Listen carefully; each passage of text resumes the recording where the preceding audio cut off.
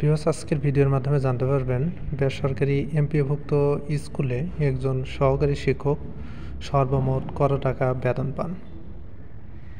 Viewers, আসলে এমপিওভুক্ত স্কুলে সহকারী শিক্ষকদের বেতন দুই ধরনের হয়ে থাকে। বিএড ডিগ্রিধারী যারা, তারা 10ম গ্রেডে বেতন পান, আর যারা বিএড ছাড়া 11তম গ্রেডে বেতন পান। এখন আমি আপনাদেরকে দুই ধরনের বেতনে দেখাবো। যারা বিএড ডিগ্রি সম্পন্ন করে যোগদান করেছেন তারা 10ম গ্রেডে কত টাকা পাবেন, আর যারা বিএড ছাড়া রয়েছেন তারা 11তম গ্রেডে কত টাকা বেতন পাবেন। শুরুতেই যারা বিএড ছাড়া সহকারী শিক্ষক তারা 11তম গ্রেডে বেতন পাবেন। 11তম গ্রেডের মূল বেতন 12,500 টাকা। এর সাথে বাড়ি ভাড়া পাবেন 1,000 টাকা, চিকিৎসা ভাতা পাবেন 500 টাকা। এই সর্বমোট আপনারা বেতন পাবেন 14,000 টাকা। এটি হচ্ছে চাকরির শুরুতে মোট বেতন।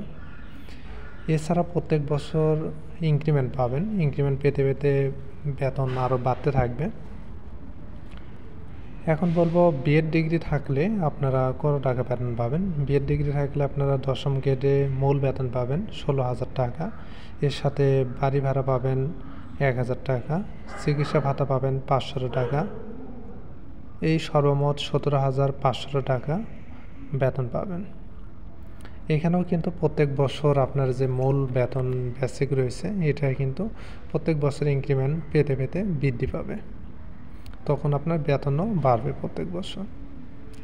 তো ভিউয়ার্স, এই ছিল আজকের মতো। আপনাদের আরও কিছু জানার থাকলে কমেন্ট করবেন। ফার্স্ট টাইম আমার চ্যানেলে হয়ে থাকলে চ্যানেলটি সাবস্ক্রাইব করে পাশে থাকবেন। ধন্যবাদ।